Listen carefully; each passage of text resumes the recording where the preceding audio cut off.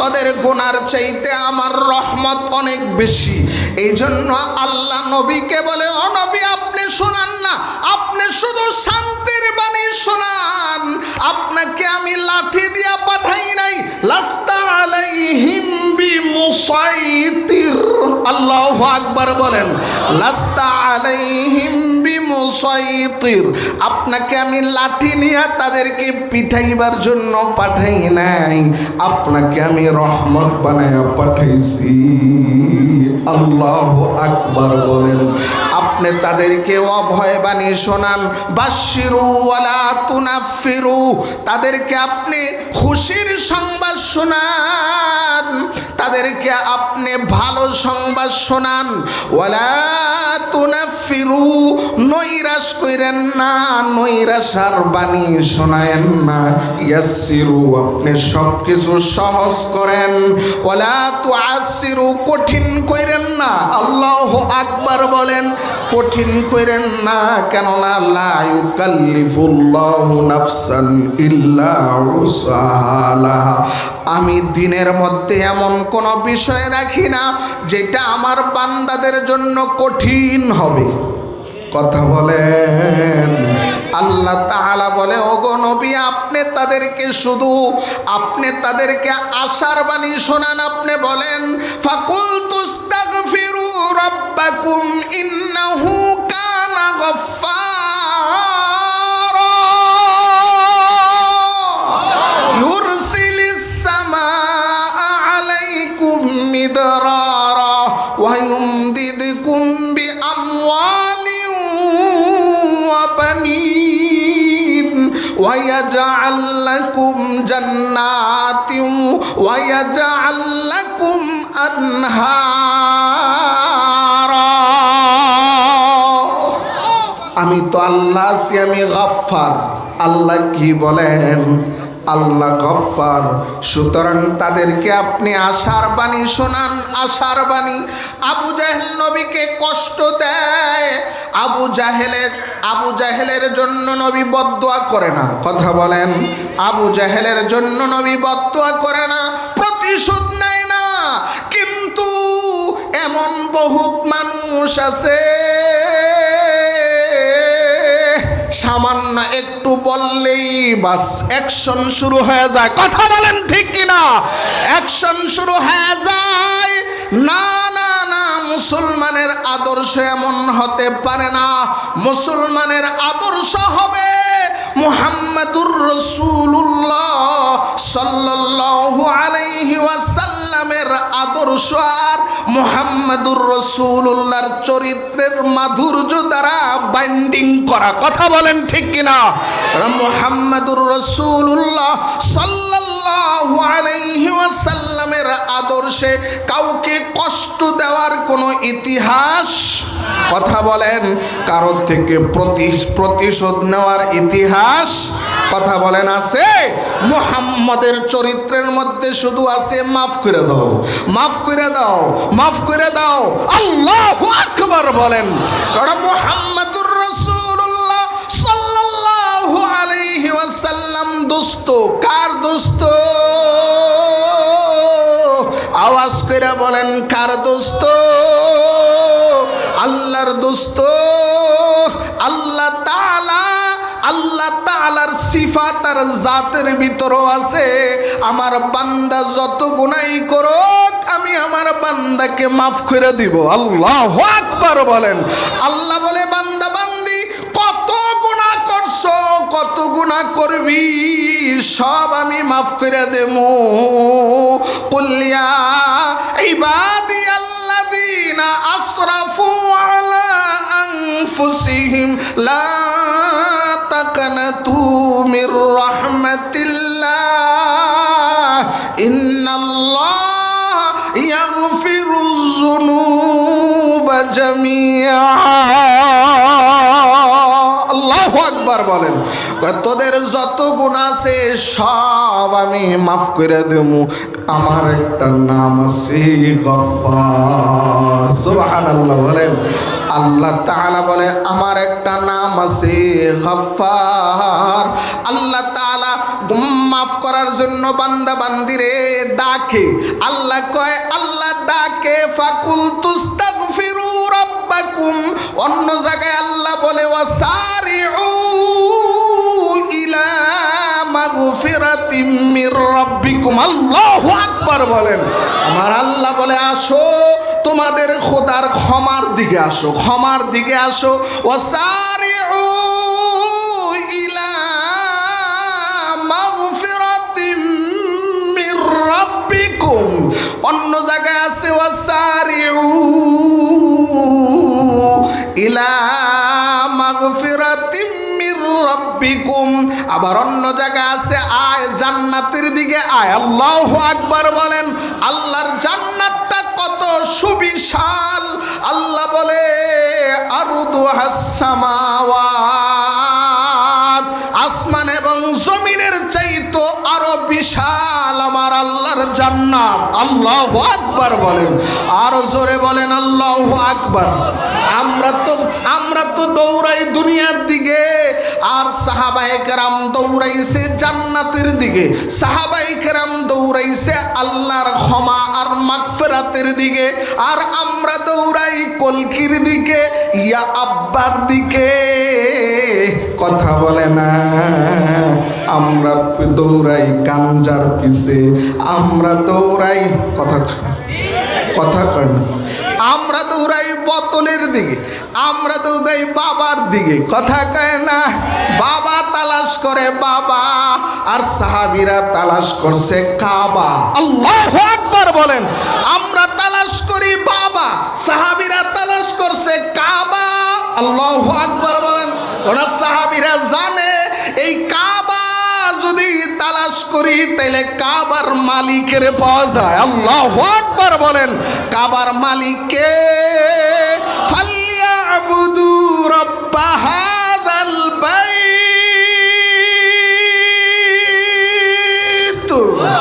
ফালিয়াবুদু রাব্ব হাযাল বাইত। ওই ঘরের মালিকের ইবাদত করলে কি পাওয়া যায়?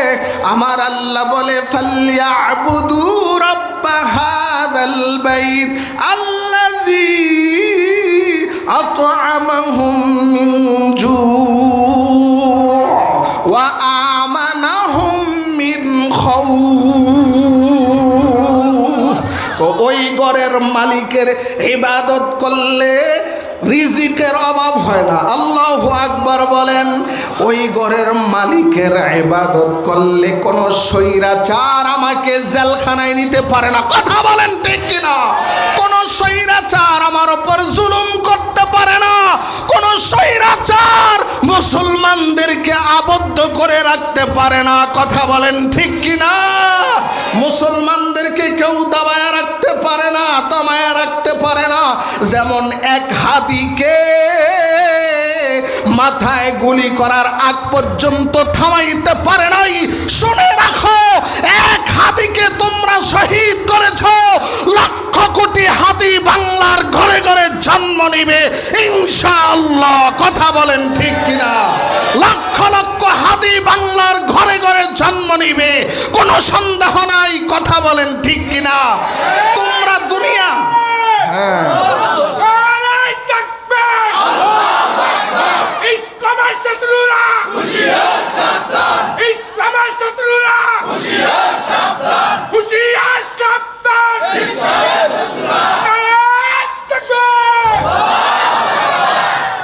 মুসলমানদেরকে আমি বলতে চাই, শাহাদাতের তামান্না প্রত্যেকটা মুসলমানের হৃদয়ে থাকতে হবে।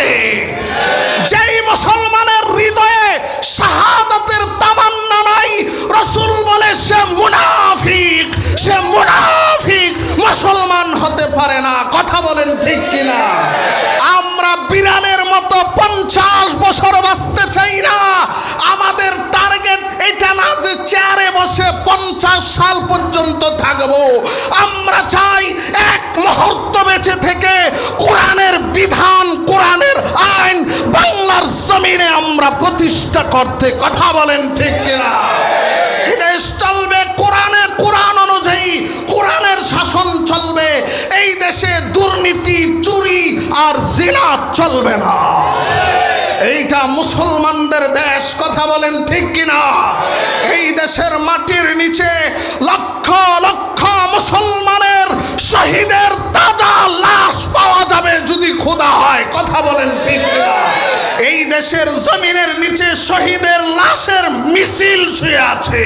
কি মনে করেছ মুসলমানের বুকের তাজা রক্ত দিয়ে হলেও মুসলমান তাদের ঈমান তাহজিব তামাদ্দুনকে এই দেশের মাটিতে সমুচ্চ রাখবে, কথা বলেন ঠিক কিনা? মুসলমান বাতিলের সামনে মাথা নত করে নাই, করবেও না।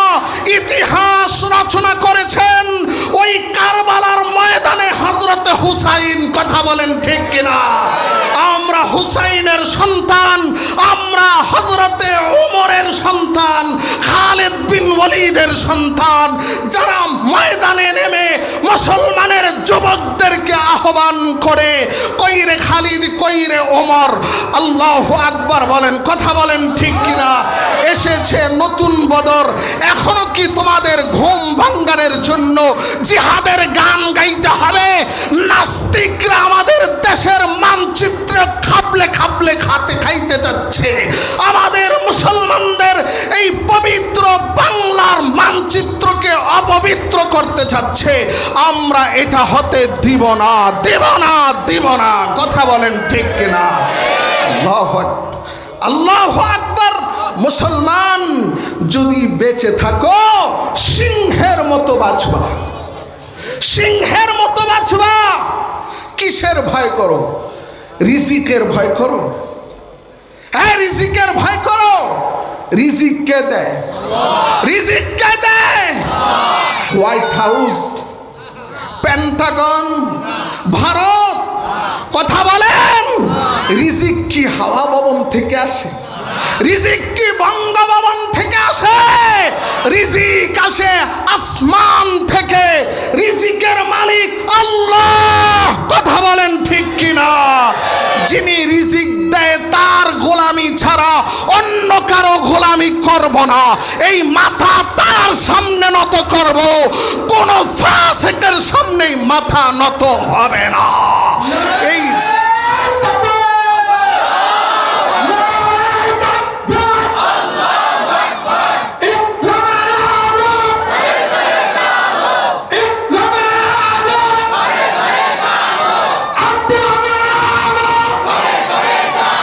সময় কম, সময় কম। মুসলমান কারো সামনে মাথা নত, কথা বলেন, মাথা নত করে না। রিজিক কে বন্টন করে? জোরে বলেন, কে বন্টন করে? আমাকে কে সৃষ্টি করেছে? আমার হায়াতের মালিক কে? আমার মৌতের মালিক কে? সুতরাং আমার এই হায়াত, আমার এই সব কিছু কার জন্য? জোরে বলেন, কার জন্য? আমার জীবন, আমার মরণ, আমার জিন্দেগি, ইয়া ইলাহি কবুল কর আমার বন্দেগি। আমার জীবন, আমার মরণ, আমার বন্দেগি, ইয়া ইলাহি কবুল কর আমার বন্দেগি, আমার বন্দেগি। আমি যে প্রভু অতি অসহায়, নিরাশ্রয় দুর্বল, তুমি সবল, তাই দয়াময় দাও গো আমার দিনের অনুভূতি। আমার জীবন, আমার মরণ, আমার জিন্দেগি, কথা বলেন ঠিক কিনা? আমার আপনার বাবা ইব্রাহিম খলিলুল্লাহ একা, সবাই তার বিপক্ষে বিরুদ্ধে। ইব্রাহিম খলিল একা, ইব্রাহিমের মাও জালেমদের পক্ষে। ইব্রাহিমের বাবাও জালেমদের পক্ষে, ইব্রাহিমের পক্ষে কেহ নাই। ইব্রাহিমকে ডাকে, আসো আমাদের সাথে আসো, যদি বাঁচতে চাও এই খোদার ইবাদত করো। ইব্রাহিমে খলিল বলেছিল, রব ইন্নী যাহিবুন ইলা রব্বি সায়াহদিন। ইব্রাহিমে খলিলুল্লাহ বলেছিল, না না, আমি তোমাদের সাথে যাব না, আমি তোমাদের সাথে একাত্মতা পোষণ করব না। আমার জেল হয়, জুলুম হয়, আমার ফাঁসি হয়, যা কিছু হোক আমি তোমাদের সাথে যাব না। আমি বাতিলের সামনে মাথা নত করব না। আমার আল্লাহ এক, আমি ওই আল্লাহর উপর ভরসা করি, আমি ওই আল্লাহর সাথে আছি। আল্লাহু আকবার বলেন। তোমাদের সাথে আমি থাকবো না। ইন্নী যাহিবুন ইলা রব্বি সায়াহদিন। আমি আমার আল্লাহর দিকে চললাম, আমার আল্লাহ আমার রাস্তা দেখাইব। আল্লাহু আকবার বলেন। আমার আল্লাহ আমার রাস্তা দেখাইব, আমার আল্লাহ ছাড়া আমার কেহ নাই। ইব্রাহিমের বিরুদ্ধে সারা দেশের মানুষ চলে গেছে। দোস্তরে, শুধু সারা দেশের মানুষ না, ইব্রাহিমের বিরুদ্ধে তার নিজের বাবাও, কথা কয় না, তার নিজের বাবাও ইব্রাহিমের খলিলের বিরুদ্ধে চলে গেছে। ইব্রাহিমের বাবা ছিল, ইব্রাহিমের বাবা ছিল নমরুদের একদম খাস চামচা, নমরুদের এক নাম্বার খাস চামচা। ইব্রাহিমের বাবা ছিল মূর্তির ব্যবসায়ী। ইব্রাহিমের খলিলের ঘরে ছিল মূর্তির গাঁটটি। সকালে একবার আসর মূর্তি পূজা করত, বিকালে একবার মূর্তি পূজা করত। আল্লাহ কোরআনে বলছে ইব্রাহিমের বাবার নাম আজর। ওয়াইদ ক্বালা ইব্রাহিমু লিআবিহি আজর আতাত্তাখিযু আসনামান আলিহা ইন্নী আরাকা ওয়া কওমাকা ফী দালালিম মুবিন। ইব্রাহিম তার বাবার সাথে প্রতিবাদ করছে। ইব্রাহিম অন্যায়কে ছাড়ে নাই। নিজের জন্মদাতা বাবা, বাবাকেও বলতেছে, ও বাবা, আমি তো দেখতেছি তুমি গুমরাহির মধ্যে আছো, পথভ্রষ্টতায় আছো, তুমি মূর্তির পূজা করতেছো। ইব্রাহিমের বাবা বলে, খবরদার এই কথা বলিস না, বললে কিন্তু বিপদ হবে। ইব্রাহিমকে বিপদের ভয়ে ইমানটা বেচা লাইছে। কথা বলেন, ইব্রাহিম কি বিপদের ভয়ে ইমানটা বেচা লাইছে? ইব্রাহিম ইমান বেচে নাই, ইব্রাহিমকে দাওয়াত দিছে, আয় আমাদের আজকে উৎসবের দিন আয়। ইব্রাহিম কৌশল কইরা বলে, ইন্নী সাকিম, আমি অসুস্থ, যাবো না। আমরা এমন মুসলমান, বেহায়া মুসলমান, হিন্দুদের পূজায় দাওয়াত দেওয়া লাগে না, আমরা সাইদা দাওয়াত লই, কথা কয় না। যাইয়া যাইয়া প্রসাদ খাই, প্রসাদ প্রসাদ দিয়া প্রসাদ বানায়, সেগুলা মুসলমানের সন্তান যাইয়া চাটে, কথা বলে না। নির্লজ্জ বেহায়া কোথাকার। ইব্রাহিম বলে, আমি যাব না। ইব্রাহিমের বাবা একদিন ইব্রাহিম আলাইহিস সালামকে বলতেছে, বাবারে, আজকে আমি একটা জরুরি কাজে যাইতাছি, তুই আজকে খোদাদেরকে খাওয়ান দিস। আচ্ছা, খোদা কি খায়? ইব্রাহিমের বাবা কয়, আজকে আমার খোদা করে তুই খাওয়ান দিস। ইব্রাহিম কয়, বাবা, এই অপেক্ষায় তো আমি ছিলাম, কোন দিন ওই ঘরের চাবিটা আমি পাবো। আমি তো এই অপেক্ষায় ছিলাম। ইব্রাহিমের বাবা ইব্রাহিমের কাছে ওই ঘরের চাবিটা দিছে। কোন ঘরে? মণ্ডপ ঘরের চাবিটা দিছে। চাবিটা দিয়া বলে, বাবা, আজকে তুই আমার খোদা ঘরে খাওয়াইস, ভালো করে কিন্তু খাওয়াইস, যত্ন করে খাওয়াইস। ইব্রাহিমে খলিলুল্লাহ বলে, এই চান্স 1000 বছরে একবার আসে। মুসলমান, আমাদেরও 16 বছর পরে চান্স আসছে, 16 বছর পরে। যদি আরেকটু একটু বাইরে বলি, 71 বছর পরে চান্স আছে। এই চান্স যদি তোমরা হাতছাড়া করো, তোমাদের কপালে কি আছে আল্লাহই জানে। কথা কয় না, কথা কয় না। ইব্রাহিমে খলিল কয় আমার এই তো সুযোগ, চান্স আইছে, চাবিটা লইয়া আজকে আর খাবার নেয় না। ইব্রাহিমে খলিল কান্ধের মধ্যে একটা কুড়াল নিছে। কি নিছে? খাওন দিব আজকে। কি দিব? জম্মের খাওন খাওয়াইব। ইব্রাহিমের আম্মা কয় বাবারে কি হইছে, খাওন দিবি না? কয় হ মা খাওন দেমু, দেখো না কান্দে খাওন উঠাইছে। কয়টা দি কুড়াল। মা মুসকে মুসকে হাসে আর কয় বাবা তুই বুঝি এই অপেক্ষায় ছিলি? ইব্রাহিমে খলিলুল্লাহ বলে জি মা আমি ওই অপেক্ষায় ছিলাম। ইব্রাহিম চাবিটা খুইলা, চাবি দিয়া দরজাটা খুইলা ঘরের ভিতরে ডুইকা, কোনো কথা নাই, ডান দিক থেকে ভাঙ্গা শুরু করছে। একটা কইরা বাড়ি দেয় আর ভাঙ্গে। আর কয় তোদের জন্য আমি অনেক বড় যন্ত্রণায় আছি, আজকে তোদেরকে আচ্ছা মতো খাওয়ামু। সবগুলারে বাইরে বাইরে ভাঙ্গা ভাঙ্গা বড়ডারে রাখছে। কারে? যেটা বড় হেডারে রাখছে। রাইখা ওইটার কান্দের ওপরে কুড়ালটা দিয়া কয় হেরা আইলে তোর লগে বোঝাপড়া করবো, তুই বোঝাপড়া করিস।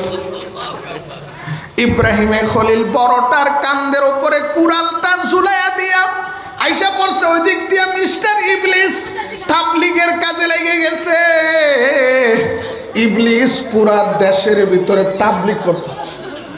তোমরা এখানে আনন্দ করতেছো আর ওই দিক দিয়া তোমাদের খোদারে হোতায় লাইছে, তোমাদের খোদারে হোতায় লাইছে।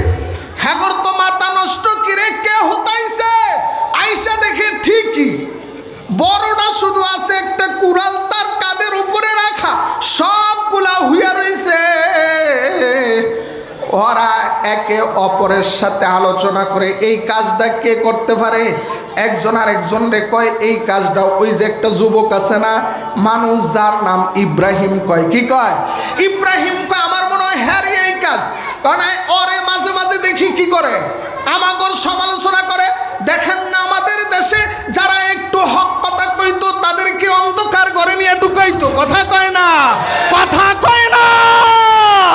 যাদেরকে ঘরে ঢুকাইছো তারাই দেশে আছে, যারা ঢুকাইছো তোমরা কিন্তু কেহ নাই। কথা বলে না। এটা কার বিচার? জোরে বলো কার বিচার? কুল জা আল হক ওয়া যাহাকাল বাতিল ইন্নাল বাতিলা কানা যাহুকা। আল্লাহু আকবার বলেন। ইব্রাহিমে খলিল, ইব্রাহিম ছাড়া এই কাজটা কেউ করে নাই। সবাই এখন বলতেছে আমাদের খোদার পক্ষ হইয়া আমরা যদি প্রতিশোধ না নিই, হেতাগো খোদা প্রতিশোধ নিতারে না। খোদার তো কোনো কি নাই, পাওয়ার নাই, পাওয়ারলেস। কথা কয় না। কিন্তু ইব্রাহিমের খোদার পাওয়ার আসেনি। আরো জোরে বলেন আসেনি। সবাই মিল্লা পরামর্শ দিছে ওরে এমন একটা দৃষ্টান্তমূলক শাস্তি দিতে হবে কিয়ামত পর্যন্ত আনেওয়ালা মানুষ যেন এটাকে স্মরণ করে। এমন একটা শাস্তি দিতে হবে। আমাদের খোদার পক্ষ হইয়া কয় কি করা যায়? কয় দেশ থেকে বাইর করে দাও। কয় না না এমনি তো মাইরা লাও। হ মারবো। কিভাবে মারা যায়? কয় আগুন জ্বালাও, আগুন জ্বালাইয়া আগুনের মধ্যে ফালাও। বিশাল বড় এরিয়া নিয়া চুলা বানাইছে লাকড়ি জমাইয়া, ওই লাকড়ি দীর্ঘদিন পর্যন্ত জ্বালাইয়া ইব্রাহিমে খলিলকে ফালাইবে। বাবারে এমন আগুন, উপর দিয়া পাখি 2-2.5 মাইল উপর দিয়া পাখি যায়, পাখি জলসা আগুনে পড়া যায়। এরকম আগুনের পাওয়ার হয়েছে। আল্লাহু আকবার বলেন। এমন পাওয়ার হয়েছে আগুনের, ওপর দিয়া যায় কিন্তু ওই পাখিটা আগুনের ভিতরে পড়া যায়। কেমন আগুন? ইব্রাহিমকে ওই আগুনে ফালাইবে। কেমনে ফালাইবে? শুনে রাখো মুসলমানেরা, ভালো করে শুনে রাখো। ইব্রাহিমে খলিলকে ওই আগুনের মধ্যে নিক্ষেপ করবে। ইব্রাহিমে খলিলুল্লাহ এখনো বাংলাদেশের মানুষ কোরআনকে ভালোবাসে, আলেম ওলামাদেরকে ভালোবাসে। কথা বলেন ঠিক কিনা? এখনো বাংলার মানুষ আলেমদেরকে ভালোবাসে, কোরআনকে ভালোবাসে, এই জ্বলন্ত প্রমাণ। কথা বলেন ঠিক কিনা? তোমরা কি মনে করেছো আলেমদেরকে জেলখানার ভিতরে আটকায় রাখা তোমরা মানুষকে আলেম থেকে বিচ্ছিন্ন করবা? কোশ্চিন কালেও সম্ভব না। তোমাদেরকে মানুষ ডিলিট করতে পারে, আলেমদেরকে ডিলিট করে না। কথা বলেন ঠিক কিনা? মাদ্রাসা মসজিদকে মুসলমান ডিলিট করতে পারে না, তোমাদেরকে প্রত্যাখ্যান করতে পারে, আলেমদেরকে প্রত্যাখ্যান করতে পারে না। কেননা তাদের সিনার ভিতরে আছে কুরআনুল কারীম। কথা বলেন ঠিক কিনা? আরো জোরে বলেন ঠিক কিনা? ইব্রাহিমের বাবাকে রশির ভিতরে ধরায় টান দেওয়ায় ইব্রাহিমে খলিল তাকায় তাকায় দেখে, আরে আমারে যেই বাবায় জন্ম দিছে ওই বাবা আমাকে আগুনে ফালাইবার লাগা রশি ধইরা টানতাছে। কষ্টটা কেমন পাওয়ার কথা। কিন্তু ইব্রাহিমে খলিল বলে, আমার কোনো দুঃখ নাই, কারণ আমার বন্ধু আল্লাহ, আমার আপন আল্লাহ ছাড়া কেউ নাই। কথা বলেন ঠিক কিনা? মুসলমানের আপন আল্লাহ ছাড়া কে হয়? আরো জোরে বলেন, আল্লাহ ছাড়া কে হয়? ইব্রাহিমে খলিলুল্লাহ বলেছিল, আমি সব ডিলিট করলাম, সব বাদ দিলাম।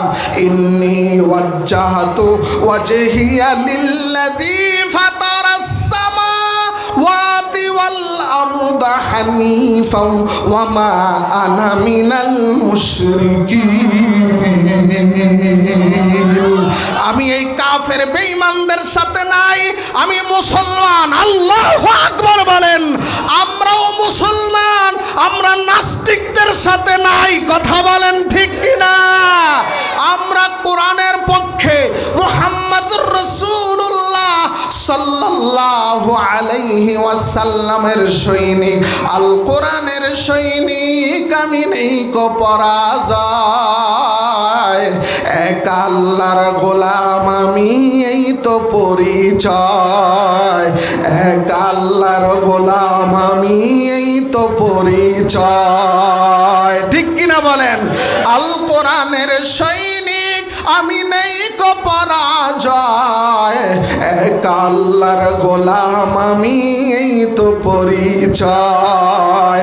আমি এক আল্লাহর গোলাম, এটাই হবে আমার পরিচয়। ঠিক কিনা বলেন? আমি আল্লাহকে নিয়ে মরতে চাই, যতদিন বাঁচবো আল্লাহকে নিয়ে বাঁচবো। আমার আল্লাহ বলে, ইন্নাল্লাযীনা ক্বালু রাব্বুনাল্লাহ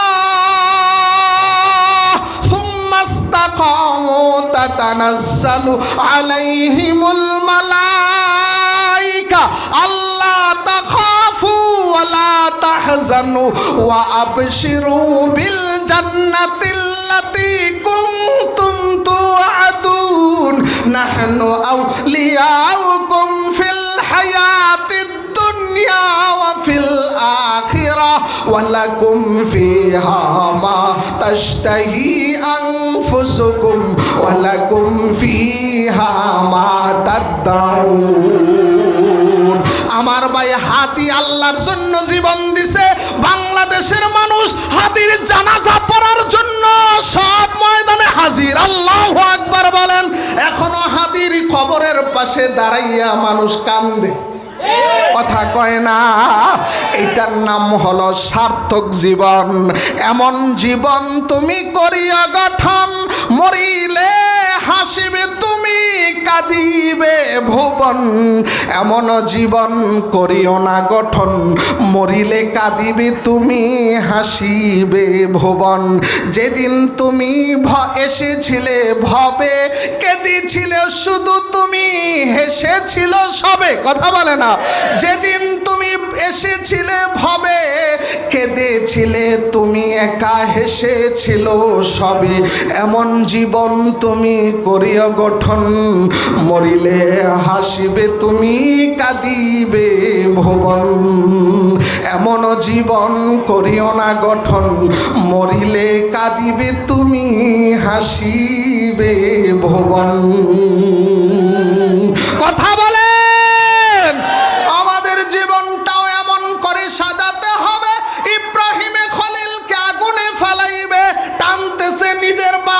ইব্রাহিম চায়া চায়া দেখে জিব্রাইল আইসা কয় ইব্রাহিমে খলিল আমি আইছি আপনার সাহায্য লাগবে নি। ইব্রাহিম কয় আমার আল্লাহ পাঠাইছে নাকি তুমি নিজের থেকে আসো?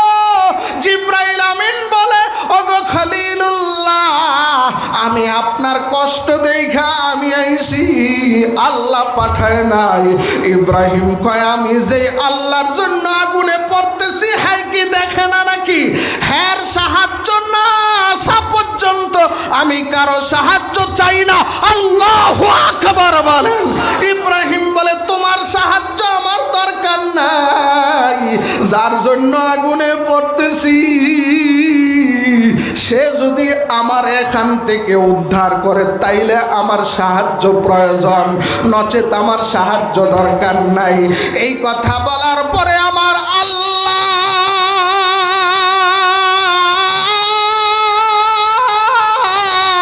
আগুনের কাছে টেলিফোন লাগায় দিছে। আল্লাহু আকবার বলেন।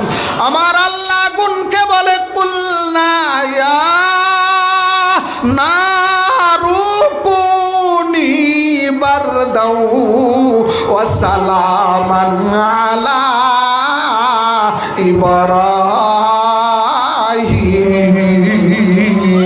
ইব্রাহিম। আল্লাহু আকবার বলেন।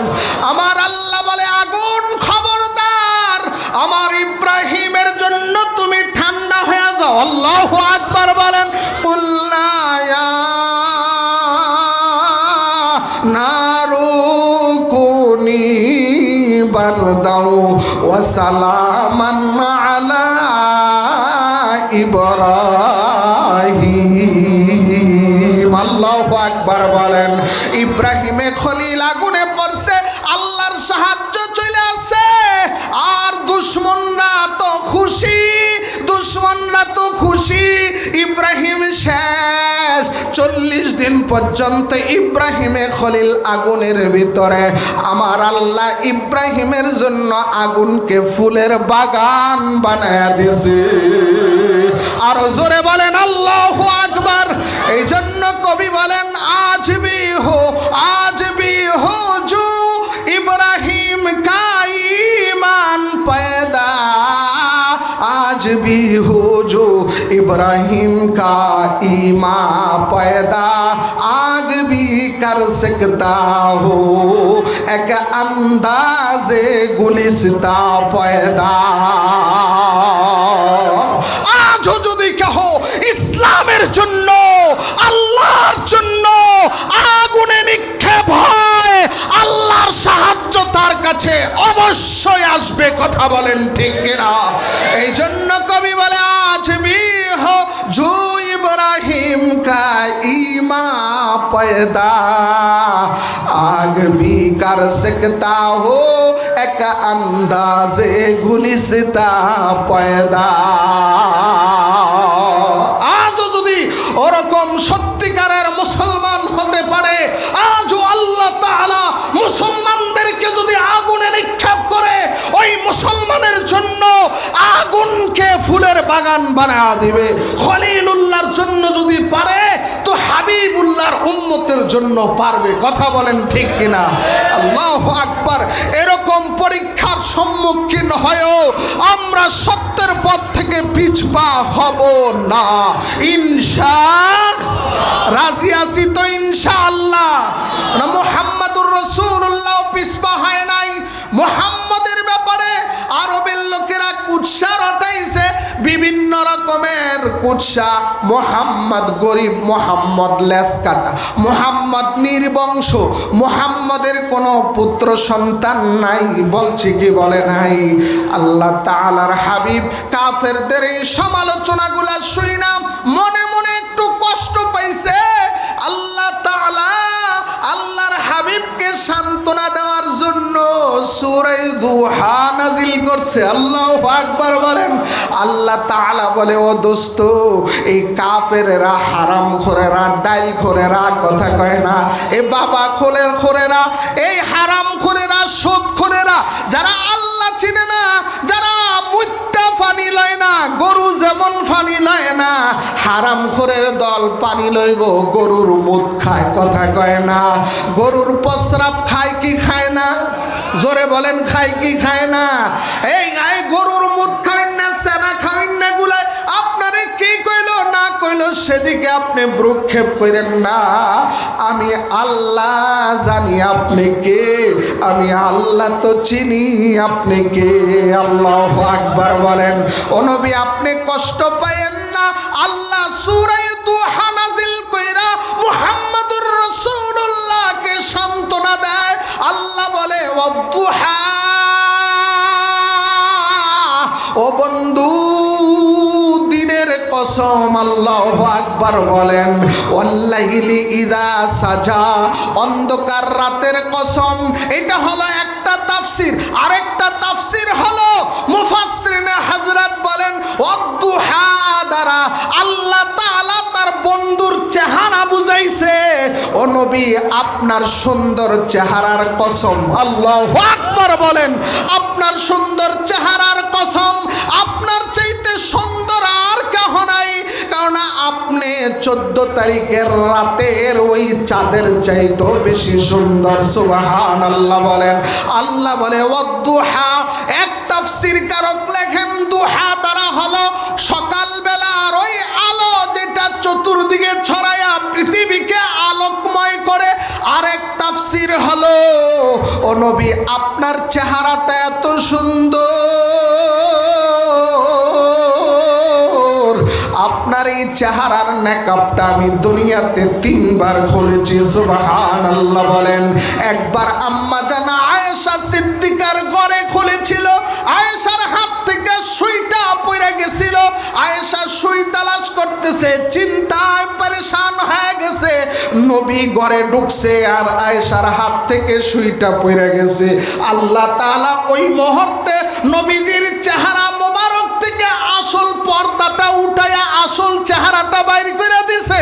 আম্মা জান আয়েশা বলে, রাসূলের চেহারা মোবারক থেকে যখন পর্দাটা সইরা গেছে, আমি দেখলাম আমার ঘরের ভিতরে সূর্যটা চন্দ্রটা চলে আসছে। সুবহানাল্লাহ বলেন। আর জোরে বলেন